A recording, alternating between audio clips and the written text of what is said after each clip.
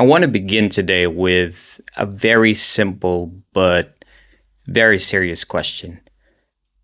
How did the Christian church, the institution built on the most radical, costly, all consuming message in human history, produce a generation of people who are comfortable, uncommitted, largely unchanged, and almost completely undisturbed by the demands of the gospel?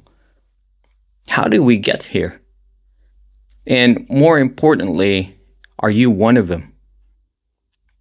Because I want to talk today about something that has infected modern Christianity so deeply that most people inside it cannot even see it anymore. It is the lukewarm gospel, the carefully packaged, market-tested, culturally sensitive version of Christianity that has been sold to millions of people as the real thing, when it is, in fact, a counterfeit that Jesus himself warned us about in the strongest possible language. Let me start in Revelation chapter 3 with the church of Laodicea. Jesus is writing letters to 7 churches, and this is his last letter. And it is the most chilling of all. He says to them, I know your deeds, that you are neither cold nor hot. I wish you were either one or the other. So, because you're lukewarm, neither hot nor cold, I am about to spit you out of my mouth. And then he describes their condition in a way that should stop every comfortable Christian being cold. He says, you say I am rich, I have acquired wealth and do not need a thing, but you do not realize that you are wretched, pitiful, poor, blind, and naked. Read that carefully. These are not atheists. These are not people who walked away from faith. These are church-going, self-describing believers who genuinely thought they were fine. They had enough religion to feel secure, but not enough surrender to actually be transformed. And Jesus says their condition is so repulsive to him that he wants to vomit them out of his mouth. That is not the language of a permissive God who just wants you happy. That is the language of a holy God who takes half-hearted devotion as a personal offense. Now, where did this lukewarm Christianity come from? It did not happen by accident, right? Over the last several decades, a version of the gospel has been systematically promoted that emphasizes God's love while almost entirely removing God's holiness. It tells you that you are not enough. It tells you that God just wants you to be your best self. It tells you that grace means God is never disappointed in you and never asks you to change. It fills arenas with people who come for the experience, the music, the community, and leave exactly the same as when they walked in.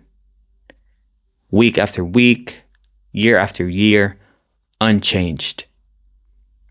And the pastors who preach this version of the gospel are not necessarily evil men. Many of them genuinely believe they are reaching people by removing the offense of the gospel. But Paul warned about this in 2 Timothy chapter 4. He said, the time will come when people will not put up with sound doctrine. Instead, to suit their own desires, they will gather around them a great number of teachers to say what their itching ears want to hear. That time is not coming. It is here. It has been here for a long time. The God of the Bible is not the God of modern feel-good gospel. The God of the Bible is the one who told Abraham to leave everything he knew without telling him where he was going. He is the one who told the rich young ruler to sell everything he owned. He is the one who looked at the crowds following him and said, unless you take up your cross and deny yourself and follow me, you cannot be my disciple. That is not the language of a God who just wants you comfortable. That is the language of a God who is calling you to a complete and total reorientation of your entire life around him. Jesus never competed for a second place in anyone's life. He never said, follow me when it is convenient, or serve me when it does not cost you anything. He said, whoever wants to save their life will lose it. But whoever loses their life for me will find it. The whole gospel is built on the idea that you bring nothing to the table except your total surrender. And he brings everything.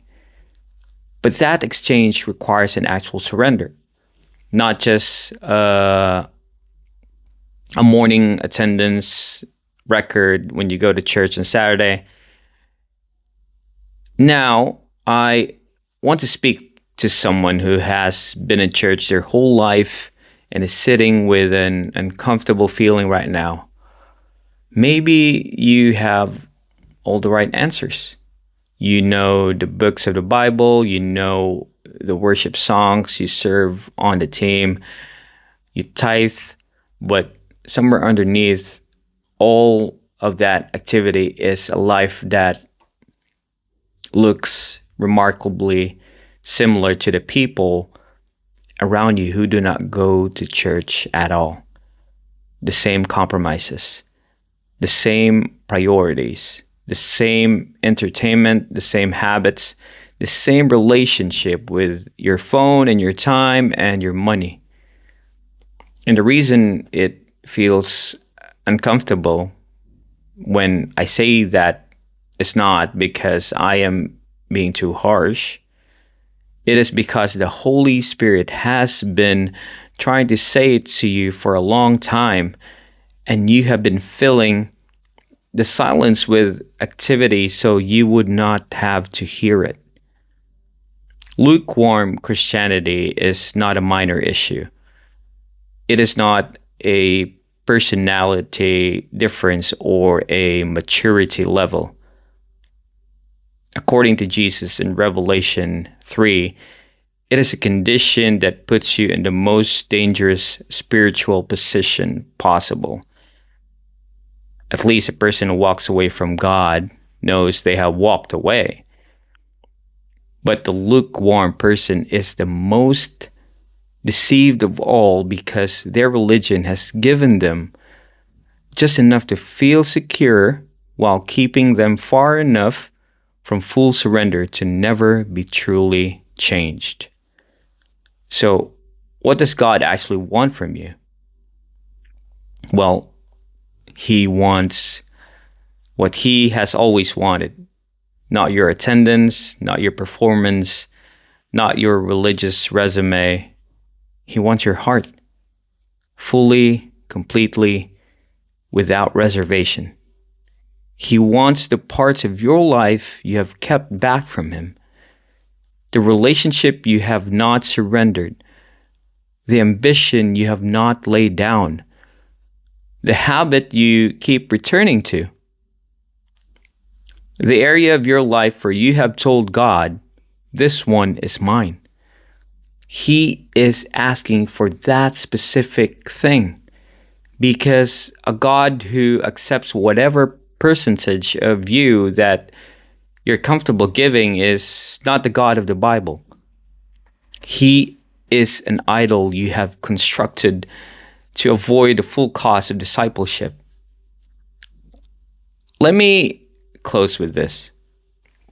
The most dangerous place in the world is not outside the church. It is inside the church, feeling completely comfortable, completely convinced you are right with God, while Jesus stands at the door knocking, waiting for you to open the parts of your life you have kept locked from Him. In Revelation 3, verse 20, He is not knocking on the door of the unbeliever. He is knocking on the door of the lukewarm church member who has everything except full surrender. Open the door. All of it. Not the presentable parts, all of it. That is where transformation begins, and that is where the real God, the God of the Bible, has been waiting for you all along. Thank you so much for being here today and for having the courage to sit with a message like this one. If it convicted you, do not run from that. Run toward God with it.